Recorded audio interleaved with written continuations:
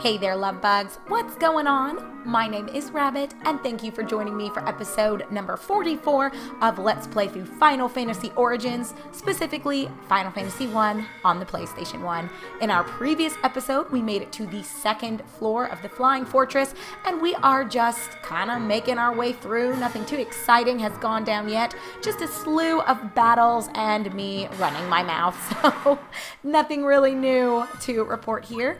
What I will say, though, is the enemies here are kind of not a problem, even though I think in maybe some of my former undertakings of this game, they ended up packing a bit more of a punch and a bit more of a wallop, but I kind of elaborated on this earlier on that the way I structured my team, it very much required us to do a lot of grinding early on so that we had enough money to purchase the spells that we needed, and kind of as a consequence of that, we're overleveled. I'll just be blunt and put it out there on the table. So definitely do not expect your experience in the Flying Fortress to look like this if you are playing alongside me with a vastly different set of characters at your disposal. Hold on one sec. We got a mithril helm and a cottage.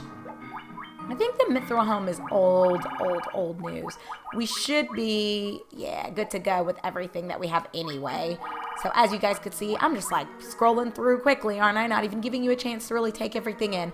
No one on my team can even use the mithril helm, but I'm pretty sure we've picked these up before and just sold them. I mean, we would have had to anyway because there's no spell effect tied to it and nobody can equip it. So it is what it is, and that works out just fine for me. So yes, as I was saying, definitely don't expect your undertaking to be exactly like mine. But, I mean, I guess if you did all of the extra grinding, then maybe your experience will be similar, even if your team is not. Anyway, we picked up some diamond gloves that, sadly, no one in my team can use again. So more stuff for us to go ahead and sell. We're kind of at the point where money doesn't hold that much value for us anymore, but it's always nice to go ahead and have something to sell, I guess. If you hadn't taken the time to do the grinding up until this point, at least now you can say you've got enough money to pick up anything that maybe you passed on earlier in the game.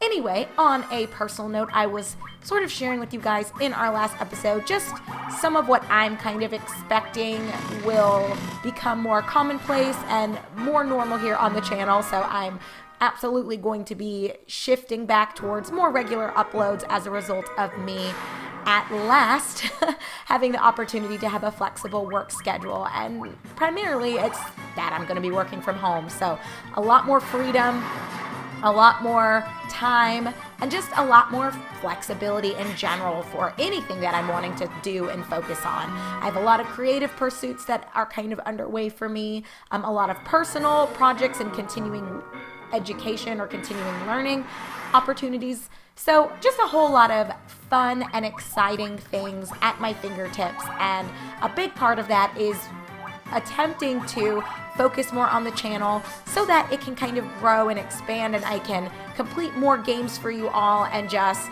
offer more variety in terms of the Let's Play projects that are accessible to those of you who have been with me for a while, as well as newcomers. So I was telling you guys that I am planning on playing more games within the Final Fantasy IP. I'm going to try to just do a variety of things. Oh, something that I will probably release a poll about.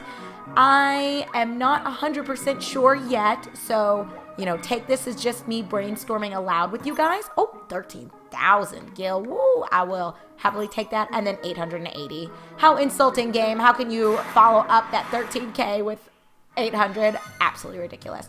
But anyway, The Legend of Dragoon. I know a lot of people really enjoyed that husband-wife joint LP that Andrew and I had kind of off again, on again, played together. It was really fun, and we kind of ended up stopping because everything with his academics and his educational pursuits ended up really taking hold of his time, and I would say it made it to where if we wanted to spend time together, we didn't want to just spend it recording video game footage because he was so busy with school, I was so busy with work and some of the positions I had. Now, if everything was kind of working. Wait a minute. What did I even do to Melvin? Did I accidentally buff him? I was not paying attention. I'm like looking around the room as I'm talking. You guys know I tend to talk with my hands and look at the ceiling, and I'm just a mess. Very animated, I would say. It's a good way to describe me for sure. Anyway, Andrew and I were just so busy with everything we had going on. Now, if things were working out between us and, I'm working from home, then absolutely we could finish The Legend of Dragoon together. But as you guys are well aware, I don't know what the future holds for the two of us. I'm not sure if reconciliation is the direction we're going to move in. I don't know if it'll be a permanent separation. I don't know if, even in the event of reconciliation, will it be 6 months down the road? Will it be a year? Will it be a year and a half? I'm not going to necessarily actively wait for him beyond a year's time. However, it could happen, Anyway, the point of me saying all this is I don't know what potential there is for the two of us to pick back up The Legend of Dragoon anytime soon, regardless of what happens between the two of us. I am entertaining, and again, this is just me brainstorming aloud with you guys. I'm not committing to anything, nor am I even saying this is what is going to happen. I'm considering scrapping that duo Let's Play and replaying that for you guys by myself and doing maybe not a 100% walkthrough, but a thorough walkthrough and guide. I've been interested in replaying it on my own anyway, just to do it. I don't know, because I really enjoy, for the most part, the game and the music. And oh gosh, no one can use this diamond shield that we just picked up. But we also did grab a ribbon. We've seen these before. It says sometimes protects from special attacks. Everyone can use it, and we've got 2 of them equipped already, I want to say. We've got a ribbon on Rohit. We've got the other ribbon on Tyrone. So really what this comes down to is, do we want to put it on Burl or do we want to put it on Melvin? And I'm going to opt for Melvin. I just think it's going to be better for him. Burl is so tanky, Burl is so beefy. I think it's better to focus on buffing up my mages. So I'm going to opt to plop this on Melvin. And I think Burl is okay with that outcome as well. He's not going to be too salty about it. So yes, the long story short, friends, is that I am strongly entertaining the idea of doing a semi-detailed walkthrough / guide. Maybe I could make it 100%. I don't know. I'd have to go back through and map out all the Stardust. And when Andrew and I were playing it, we were just reminiscing together, going back through it, talking all kinds of crap and having a good time. There wasn't really a rhyme or reason to what we were doing. And we weren't aiming for any, critically high level of accuracy with anything that we were navigating in the game. We made it through to the 3rd disc, so we got pretty close. And again, maybe he and I will finish it up together, but I would like to have a complete Let's Play series for that game, because I enjoy the game and I think it deserves to have a full start to finish episodic playlist. Even if it's a mess, because Andrew and I just kind of were playing it and having a good time. But I am thinking about just redoing the whole series by myself and just starting from scratch and giving you guys more of a complete guide to that adventure. I think that would be a lot of fun, and I think a few of you would enjoy that anyway. What on earth is this purple stuff that's just hanging out here? I don't know if we should approach it or should we turn around and make our way out of here.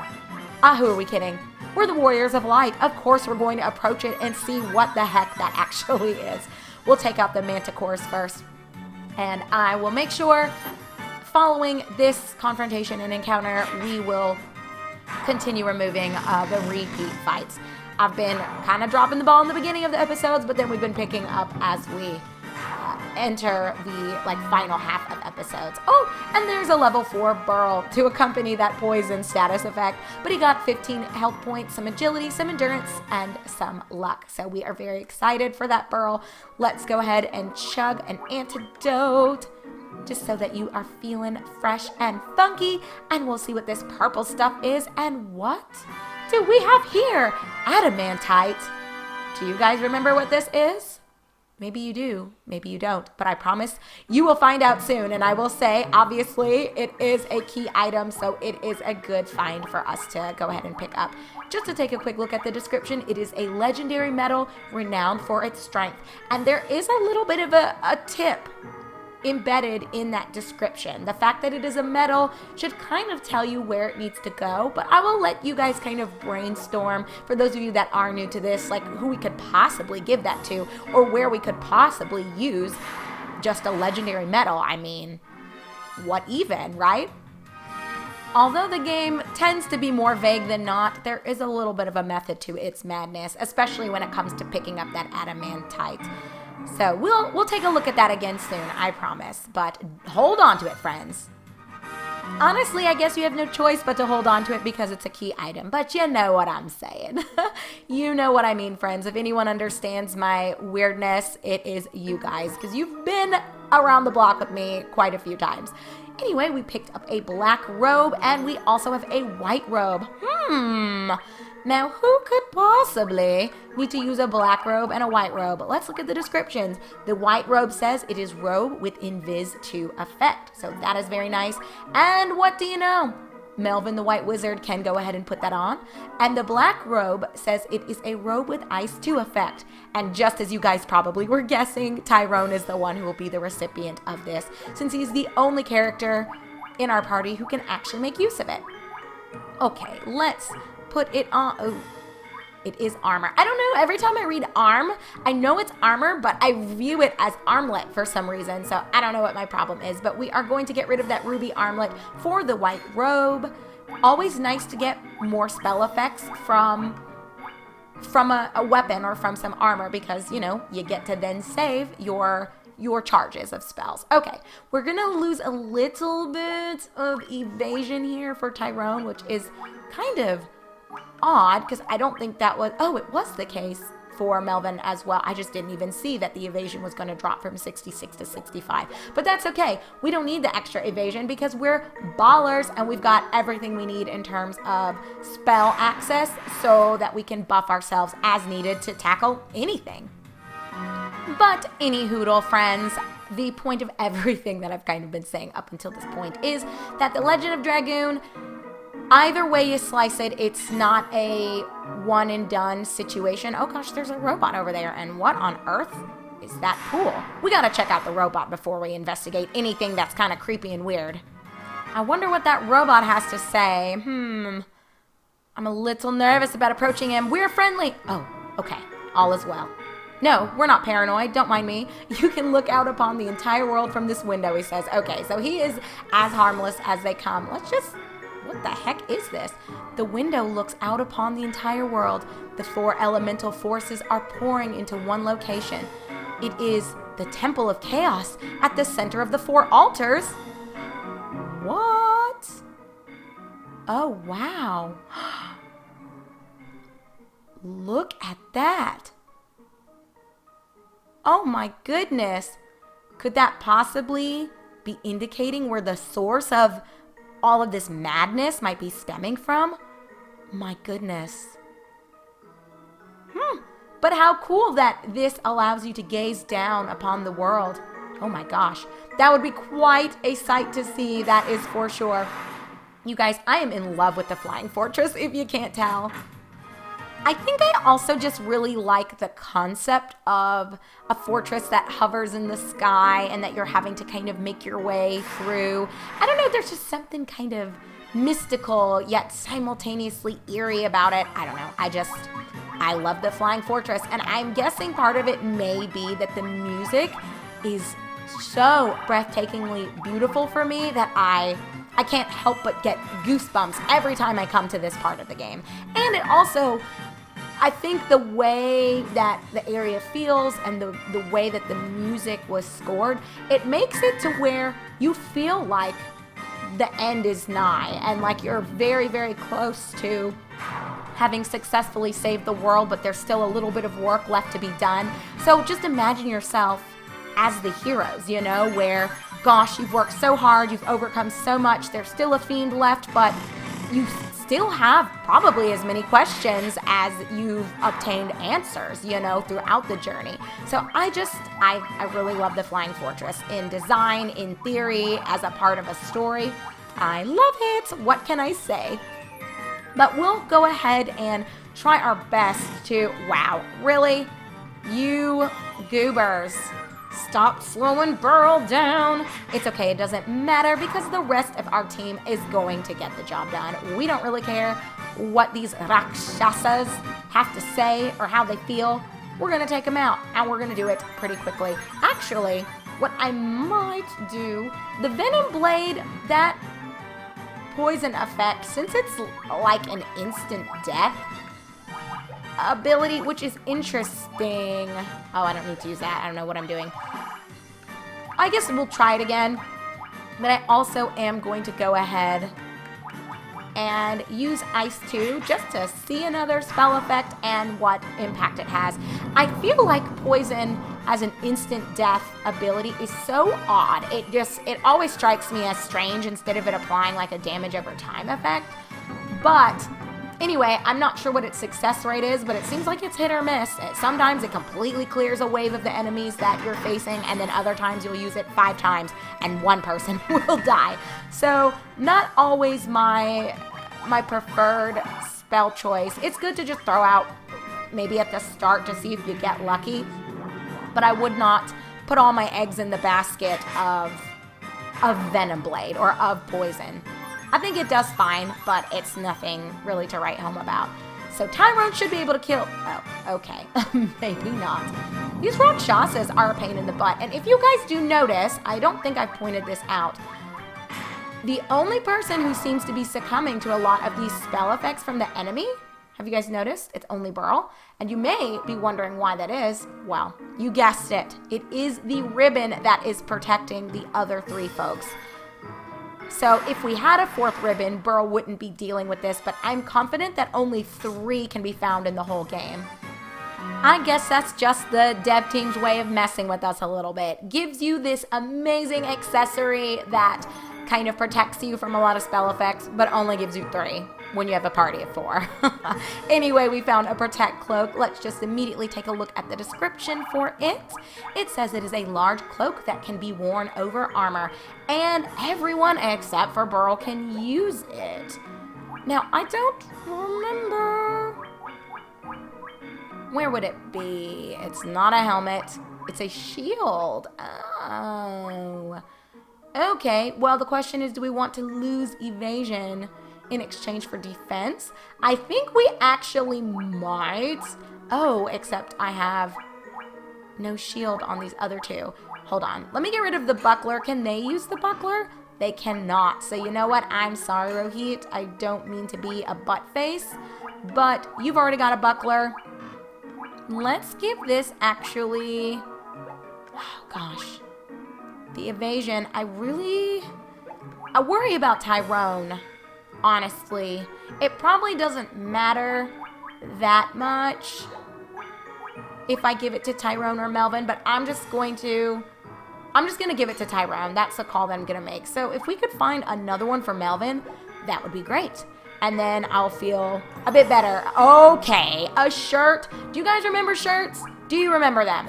That is like some early game cancer right there. Why they would even... Well, where... Oh, it's armor. I'm so silly. Like a shirt. Look at this. The defense stat for it is 10, or it would bring us down to 10. That's crazy. I swear. I swear they troll sometimes. It's like you'll get 10,000 gil in a box, a treasure chest, and then you open the next one and it's 1 gil. It's like, why? Why would you do this? Why? Just to mess with me? And after I've taken all this time going through your journey?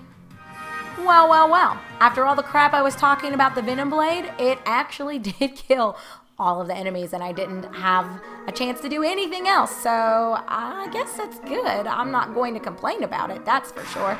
Oh, it looks like there's another warp over there. I'm going to hold off on cutting this. I just want to quickly take a gander. Are we... Because I think there's still a southern path, right? We're not going to hop on any teleports or take any warps until I've made sure I've looked throughout every single little building here.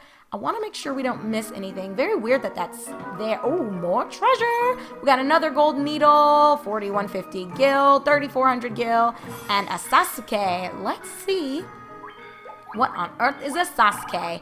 It is a light ninja blade. So I think, just from the description alone, we could promptly assume that no one in our party was going to be able to use it. I think a soldier. What are you protecting? There's nobody here. I guess folks just left over from when the Lufinians did reside here. Maybe.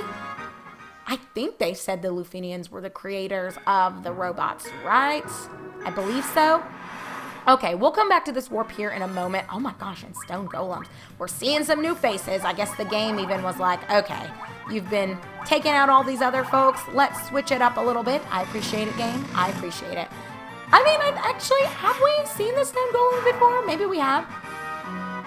I honestly can't remember, but Tyrone gained a level, so it doesn't matter. 5 HP, some strength, some intelligence, and some endurance. I mean, our party cannot be stopped now. There's nothing any of the enemies can do, regardless of what they want to do.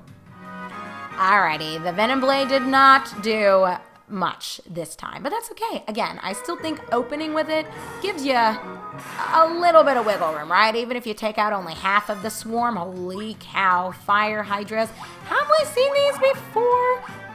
My body says yes, but my mind wants to say no. Anyhow, it's nice to see some new faces, at least for this episode. I feel like we were facing a lot of those Medusa recolors. And just, the Rakshasas we've only seen, I think, twice since we got here, so they've not really worn out their welcome yet. But I do like it when we start seeing a couple other folks. We've gotten the Evil Eye a few times, too. All right, fire hydras, get lost. We will take our gil, and we will take our XP. You know something that I also noticed that I don't think I've talked about? I don't think we've been getting item drops from any of these encounters, have we? Like throughout the entire game. So someone correct me if I'm wrong. Were item drops after fights not a thing in Final Fantasy 1? I honestly can't remember. I think we've only been obtaining gil and oh my gosh, I took one step. Really, game? One step. But I want to say with semi-confidence that there have not been any weapon, armor, even consumable, oh lord, item drops since, can I read these? Logging in Tiamat, processing data. What? Logging in Tiamat, processing data. Oh gosh, should we find his computer? Oh lord. But yes, I've not discovered any drops. I don't think we've had any, even after boss fights, right? It's just been gil and XP, which is so crazy to think about because in other JRPGs, after this, it's pretty commonplace to maybe have a potion drop, like once in a while. I'm not saying after every encounter, but usually you can expect some consumables or occasionally rare, oh lord, all these computer systems for us to look at. Some consumables you might pick up, or sometimes rare weapons that are tied to specific special enemies, maybe like pseudo bosses or light bosses, mini bosses, I guess is the word for it. Anyway, we've not had any of that. It's just been gil, it's just been XP. So I'm curious when the Final Fantasy IP did implement that system where random drops could occur following a confrontation with an enemy. I'm just curious about that. Oh, logging in Tiamat, processing data, logging in Tiamat, processing data. I actually can't look at that first one for some reason. What on earth? Okay, well, it doesn't look like there's anything for us to do here. As strange as it is, I don't know why all those computers are there. We do know that Tiamat is hiding out somewhere here in the Flying Fortress, so it very well could be that he's kind of watching and waiting on us. Did we already go to that? I think there's like a platform over to the right-hand side, and oh gosh, you guys again? That fight was so absurd and ridiculous. I proceeded to use Muddle, followed by Venom, and what would you know? The Venom Blade killed the one enemy that was muddled. I was like, okay, game, why do you play so much? I really want to know. Oh, it's fine. I just thought that was kind of funny that one person got muddled / confused, and then that was the one enemy that succumbed to the poison effect. It was just ridiculous. Those Rakshasas are a pain in the butt, by the way, and I think without the ribbons, they would be a problem because that's slow and they cast fog.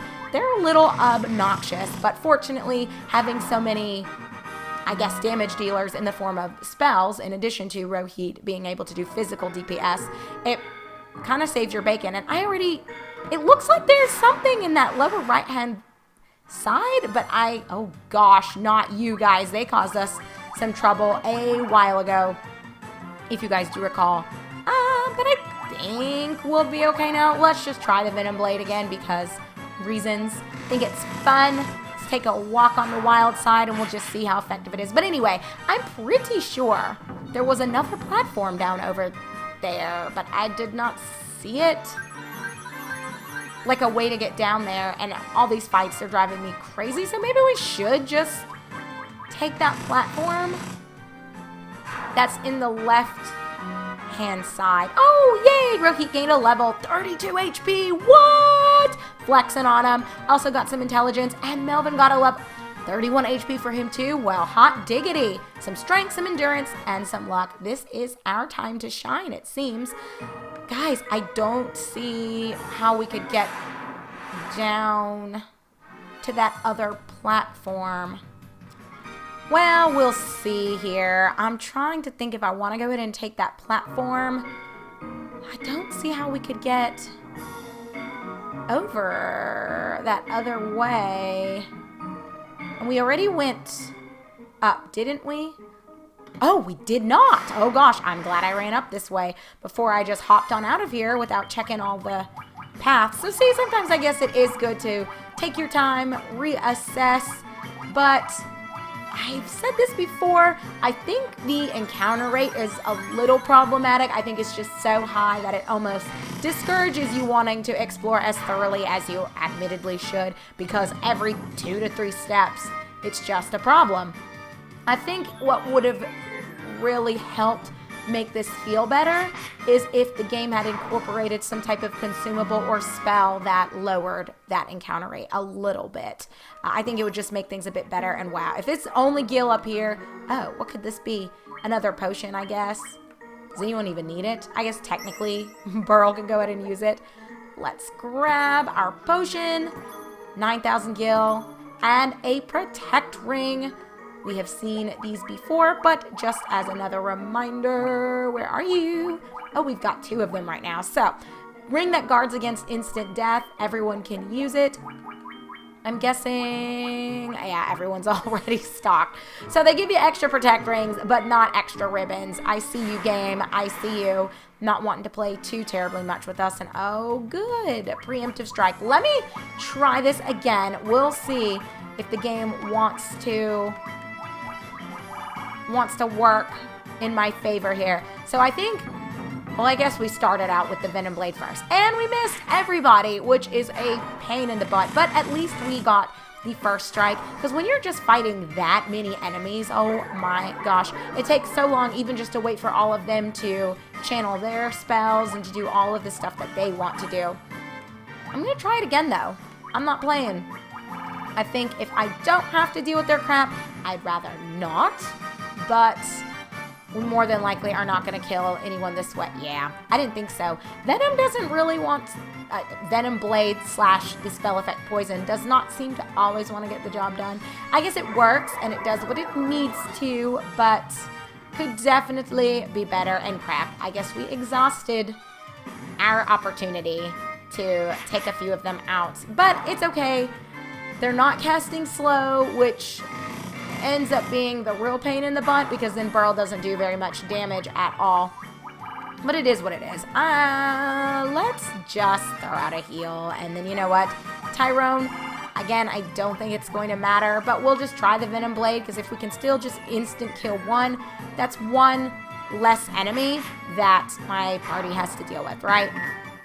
And one less likely chance of the enemy getting off the slow effect or any other crap that they feel like dishing out to us.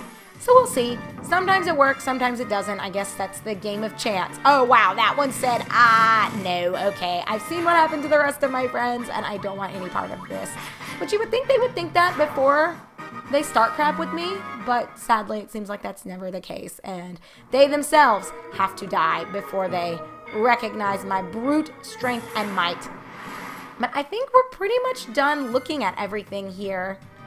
All right, monster, see ya, wouldn't want to be ya for sure. I think that's it, friends, and we looked at everything there is, so that drives me a little nuts. Oh, the 4th floor. Is this where, this was the 3rd floor. Okay, so then maybe this is where we need to go. I'm not entirely sure, but we're going to just keep on keeping on and see what we need to do. I feel like there was another platform on the 3rd floor, but I really don't want to run back through just for that to not be the case. So you know what? I'm sure we did not really miss out on too terribly much. I think we'll be okay. We're just going to make this work. But anyway, friends, we will part ways here. When we come back together in episode number 45, we will begin exploring the 4th floor of the Flying Fortress, and we'll see if we can find that scumbag Tiamat and deal him a swift fist of justice. Take care, everyone. Be good, and I, your host, Rabbit, eagerly look forward to catching up with you in our next episode together.